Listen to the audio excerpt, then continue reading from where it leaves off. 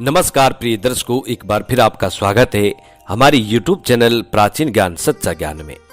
प्रिय दर्शकों, आज फिर नया वीडियो नई जानकारी लेके हाजिर हुए हैं। आज का जो हमारा प्रसंग है, आज की जो हमारी कहानी है, ये एक स्वर्ग पक्षी की कहानी है। प्रिय दर्शकों, ये कहानी बड़ी पावन और पवित्र है। ऐसा कहा जाता है कि जो इंसान, जो मनुष्य इस कहानी को ध्यान से और लगन से सुनता है, उस व्यक्ति को स्वर्ग की प्राप्ति होती है। ये कहानी बड़ी पावन और पवित्र कहानी है। प्रिय दर्शकों, इस कहानी को हर इंसान को सुनना चाहिए। शास्त्रों में ऐसा लिखा गया है, ऐसा कहा गया है कि जो लोग इस कहानी को सुनते हैं उनको स्वर्ग की तो प्राप्ति होती है, साथ में उनके सभी पाप दोष नष्ट हो जाते हैं और उनको पुण्य की प्राप्ति भी मिलती है।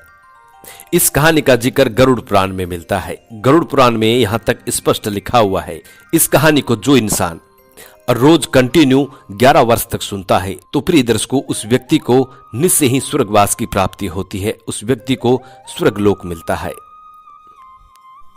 और उस व्यक्ति के तमाम दुष्कर्म, तमाम पाप दोष नष्ट हो जाते हैं। दर्शकों, आज की जो कहानी है ये शास्त्रोक्त कहानी है, बड़ी मोटिवेशनल कहानी है, बड़ी ज्ञानवर्धक कहानी है, इसलिए आप वीडियो को पूरा देखें। जो लोग आधा अधूरा वीडियो देखकर बीच में छोड़ देते हैं, उन लोगों को सिर्फ आधी अधूरी जानकारी मालूम होती है।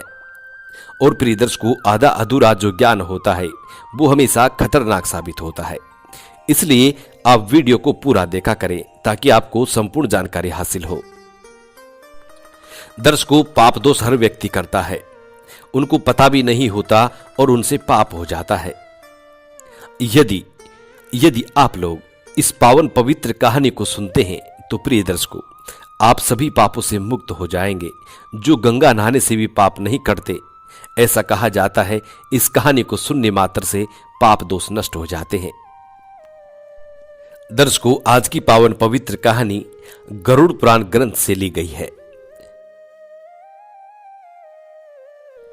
कहानी शुरू करने से पहले जो लोग हमसे नए जुड़े हैं वो हमारे चैनल को सब्सक्राइब करें, बेल आइकन ऑन करें, अच्छे कमेंट किया करें ताकि हर आने वाले वीडियो का नोटिफिकेशन सबसे पहले आपको मिले और आप उसका फायदा उठा सकें।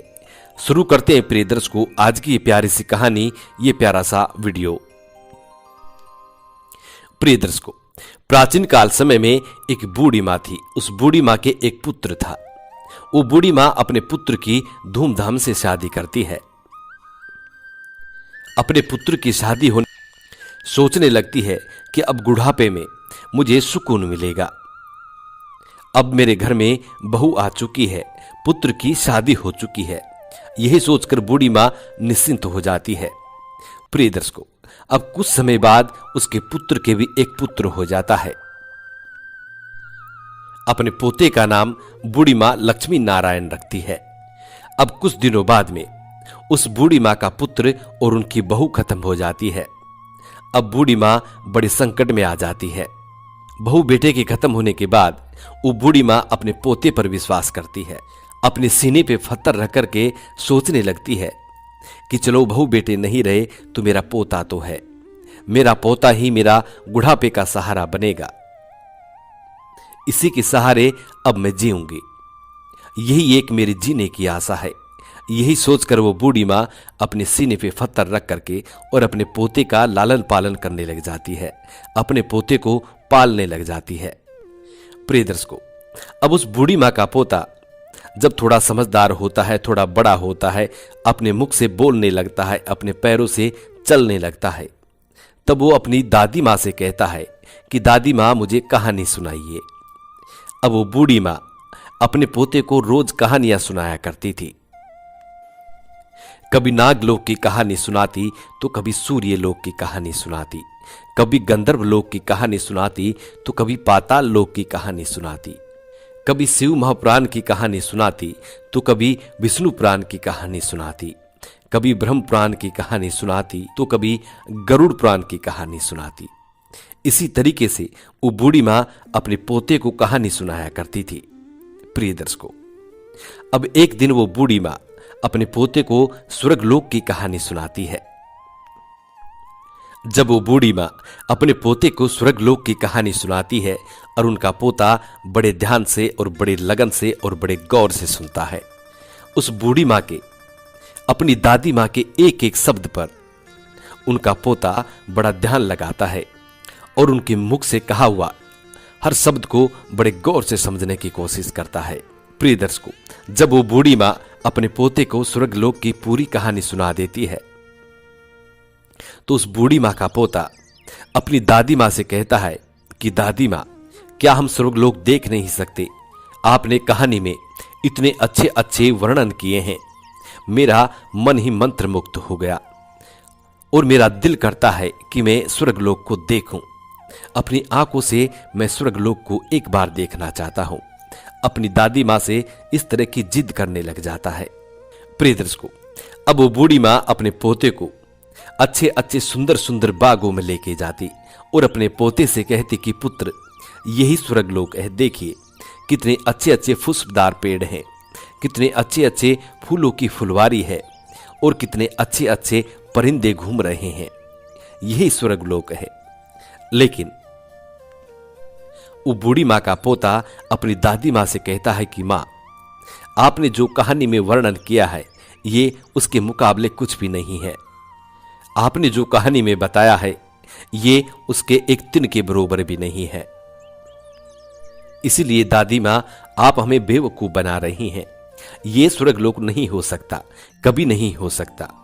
तब वो बूढ़ी माँ अपने पोते को अगले बाग में लेके जाती और भी सुंदर बाग में लेके जाती, लेकिन फिर भी उस दादी माँ का पोता अपनी दादी माँ से कहता है कि दादी माँ, ये स्वर्गलोक नहीं है, आप मुझे बेवकूफ बना रही हैं।